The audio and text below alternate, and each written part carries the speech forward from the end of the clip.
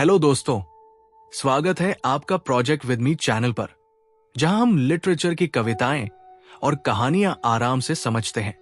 आज हम पढ़ेंगे हेनरी वर्ड्सवर्थ लॉन्गफेलो की बहुत मशहूर कविता हॉन्टेड हाउसेस। कल्पना कीजिए कि आप अपने बचपन के उस पुराने घर में जा रहे हैं। हर कोना, हर कमरा, हर पुरानी चीज कुछ कहती है। कहीं हंसी की आवाज सुनाई देती है, कहीं मां की पुकार, तो कहीं दोस्तों के साथ बिताए हुए वो खुशमिजाज पल याद आते हैं। ये सब यादें उस घर की दीवारों में जैसे जमा हो गई हों। और जब हम घर में जाते हैं तो हमें वो महसूस होती है। All houses wherein men have lived and died are haunted houses. जो भी घर इंसान ने कभी बसे और जिनमें उसने जिंदगी बिताई, वे सभी हॉन्टेड यानी यादों से भरे होते हैं। यहां हॉन्टेड का मतलब सिर्फ भूत प्रेत नहीं है, बल्कि वो सारी खुशबू, वो सारी यादें जो घर में बस गई हों। जैसे पुराने दिन, पुरानी हंसी, पुरानी बातें जो अब भी महसूस होती है। यहां कवि ने हॉन्टेड हाउसेस का मतलब सामान्य भूत से हटाकर भावनाओं और यादों की गहराई से जोड़कर दिखाया है, जो हमें सोचने पर मजबूर करता है कि घर सिर्फ ईंटों का ढांचा नहीं, हमारी यादों का भी घर होता है। Through the open doors the harmless phantoms on their errands glide. जब हम घर के खुले दरवाजों से अंदर देखते हैं तो ऐसा लगता है जैसे कुछ परछाइयां जो नुकसान नहीं पहुंचाती, चुपचाप अपने काम में लगी हों। ये परछाइयां असल में हमारे बीते हुए लम्हों की यादें हैं, जो अभी भी घर में घूम रही है।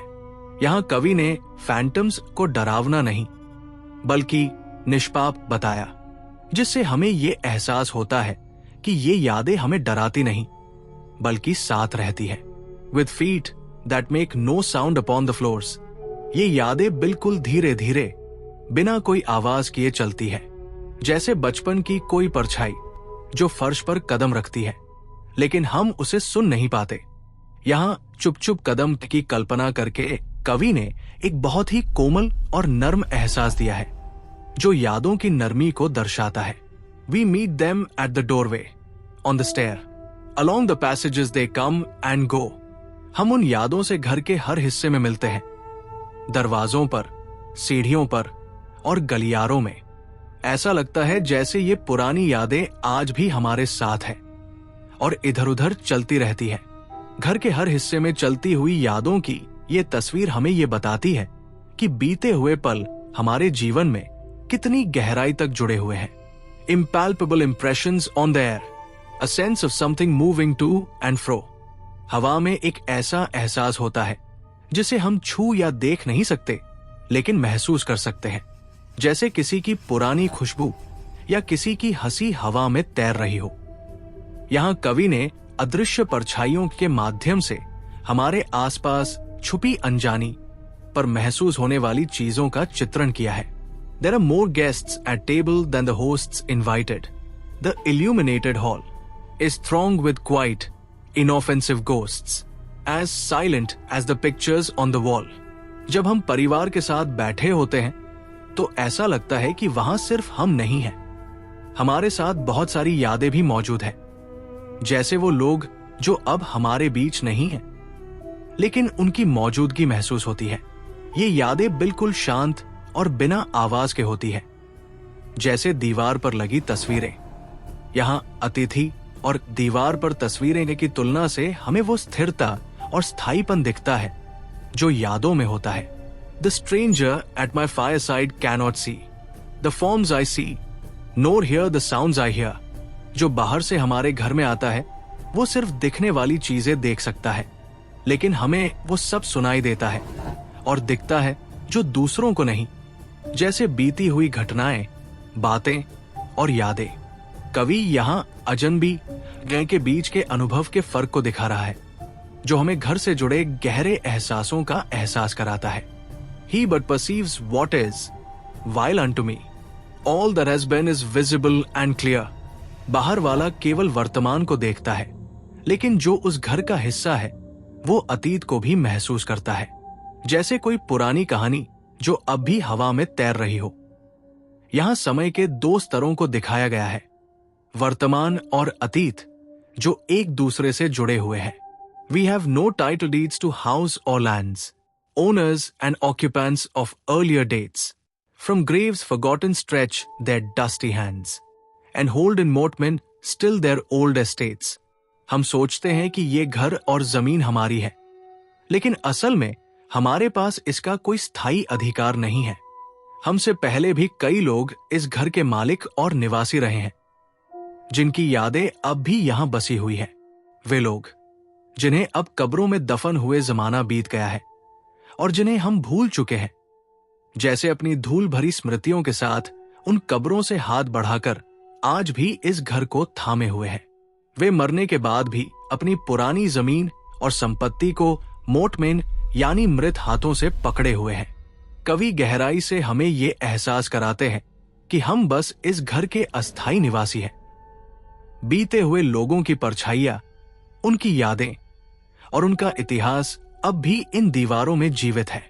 ये सिर्फ ईंटों से बना घर नहीं है, ये एक समय का संग्रहालय है जहां अतीत अब भी सांस ले रहा है। The spirit world around this world of sense floats like an atmosphere, and everywhere wafts through these earthly mists and vapors dense a vital breath of more ethereal air. हम जो दुनिया अपनी 5 इंद्रियों से महसूस करते हैं, जिसे हम छूते हैं, देखते हैं, सुनते हैं, वो ही हमारी असली दुनिया नहीं है। इसके चारों ओर एक और अदृश्य आत्मिक दुनिया मौजूद है, जिसे कवि स्पिरिट वर्ल्ड कहते हैं।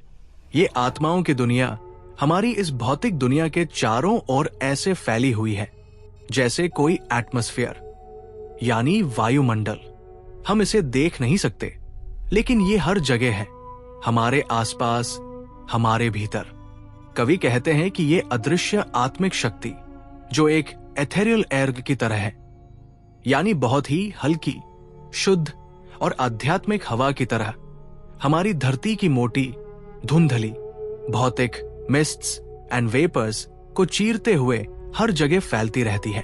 ये पंक्तियां एक बहुत गहरा संदेश देती हैं कि हमारी दुनिया केवल पदार्थों से नहीं बनी है, बल्कि आत्मा, भावना और अदृश्य ऊर्जा से भी बनी है। उदाहरण के लिए, जब कभी हमें बिना किसी कारण के कोई विशेष अनुभूति होती है, जैसे कोई जगह हमें शांति देती है या किसी कमरे में अजीब सी उपस्थिति महसूस होती है, तो शायद वो इसी स्पिरिट वर्ल्ड का हल्का स्पर्श होता है। ये स्टैंजा हमें याद दिलाती है कि जीवन केवल जो दिखता है वही नहीं, बल्कि जो महसूस होता है, जो छिपा हुआ है, वो भी उतना ही वास्तविक और शक्तिशाली है। Our little lives are kept in equipoise by opposite attractions and desires, the struggle of the instinct that enjoys and the more noble instinct that aspires. हमारी जिंदगी एक तरह के संतुलन पर चलती है। एक तरफ हमारी इच्छाएं और सुख पाने की प्रवृत्ति, और दूसरी तरफ कुछ महान करने की प्रेरणा। यही द्वंद्व हमें जीवन में आगे बढ़ने में मदद करता है। यहाँ कॉन्ट्रास्टिंग डिजायर्स से जीवन के अंदर की जद्दोजहद को दिखाया गया है, जो हर इंसान के अनुभव का हिस्सा है। These perturbations, this perpetual jar of earthly wants and aspirations high, come from the influence of an unseen star, an undiscovered planet in our sky. हमारी जिंदगी में जो परेशानियां होती हैं, perturbations यानी उथल पुथल, और perpetual jar यानी लगातार चलने वाला संघर्ष, वो सिर्फ बाहरी कारणों से नहीं होती। हमारी भौतिक जरूरतें जैसे पैसा, खाना, आराम और ऊंचे लक्ष्य जैसे सफलता, प्रसिद्धि, आत्म साक्षात्कार, ये दोनों ही हमें अंदर से झकझोरते रहते हैं। कवि कहते हैं कि इस बेचैनी की असली वजह कुछ और हो सकती है। एक अदृश्य शक्ति, एन अनसीन स्टार, एक ऐसा ग्रह जो अब तक खोजा नहीं गया, an undiscovered planet in our sky. ये एक खूबसूरत रूपक, मेटाफोर है। इसका मतलब है कि हमारे जीवन के संघर्ष, इच्छाएं और बेचैनी किसी छुपे हुए कारण से उपजते हैं। शायद हमारे ही भीतर छिपे हुए सच या अधूरी आत्मिक जरूरतों से। जैसे कभी कभी हमें बेचैनी होती है, लेकिन हम समझ नहीं पाते क्यों, तो शायद वो उसी अनसीन स्टार का प्रभाव है। ये स्टैंजा हमें ये समझाती है कि हर इंसान की जिंदगी में कोई न कोई अदृश्य शक्ति काम करती है, जो उसके विचारों, भावनाओं और संघर्षों को प्रभावित करती है। ये कविता हमें बाहरी नहीं बल्कि भीतर की दुनिया को जानने की प्रेरणा देती है। And as the moon from some dark gate of cloud throws over the sea a floating bridge of light across whose trembling planks are fancies crowd into the realm of mystery and night। जिस तरह चांद काले बादलों के बीच से निकलकर समुद्र की सतह पर रोशनी की एक चमकदार पुल जैसी किरणें बिछा देता है, वैसे ही हमारे मन की कल्पनाएं भी उस चांदनी के पुल पर चलती है। ये पुल पक्का नहीं है, ट्रेम्बलिंग प्लैंक्स जैसे हिलती हुई लकड़ियां, लेकिन फिर भी हमारी फैंसीज यानी कल्पनाएं उसी डगमगाते पुल से होकर मिस्ट्री एंड नाइट यानी रहस्य और अंधेरे की दुनिया में चली जाती है। इस स्टैंजा में कवि एक शानदार रूपक मेटाफोर का प्रयोग करते हैं।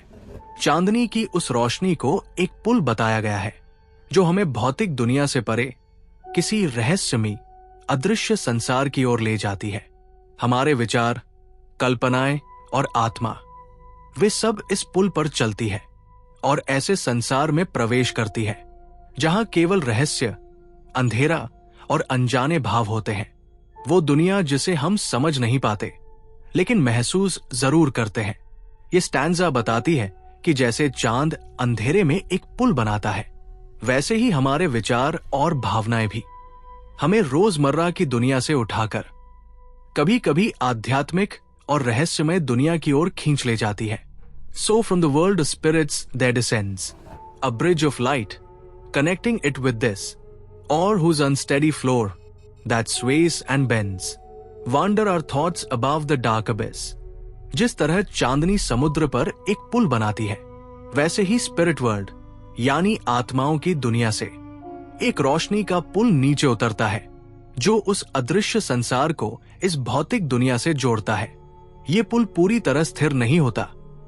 अनस्टेडी फ्लोर यानी ऐसा फर्श जो हिलता है, झुकता है, लेकिन फिर भी हमारी थॉट्स, हमारे विचार इसी पुल पर चलकर गहरे अंधकार के ऊपर से गुजरते हैं।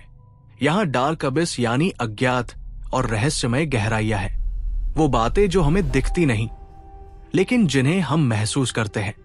कवि कहना चाहते हैं कि हमारे विचार और कल्पनाएं कभी कभी इस दुनियावी जीवन से ऊपर उठकर एक अदृश्य और आध्यात्मिक संसार में भटकने लगती है। वो पुल जो हमारे और आत्माओं की दुनिया के बीच है, वो रोशनी से बना है पर पूरी तरह स्थिर नहीं, और उसी पर चलकर हमारा मन, हमारी आत्मा इस दुनिया से परे उस अनजानी गहराई की ओर निकल जाती है। ये स्टैंजा हमें एक सुंदर एहसास दिलाती है कि हमारा मन केवल यहीं तक सीमित नहीं है। हमारी सोच और भावनाएं एक अलग गहरी दुनिया से जुड़ती है जहां रहस्य है पर शांति भी। तो दोस्तों, इस कविता में लॉन्गफेलो हमें यह बताना चाहते हैं कि हर घर, हर जगह जहां हम रहते हैं, वहां हमारी यादें और भावनाएं हमेशा हमारे साथ रहती है। ये यादें हमें डराने वाली नहीं बल्कि हमारी जिंदगी के अनमोल हिस्से हैं। अगर आपको यह समझाना पसंद आया हो तो चैनल को लाइक और सब्सक्राइब करें और बताइए अगली कौन सी कविता या कहानी आप चाहते हैं।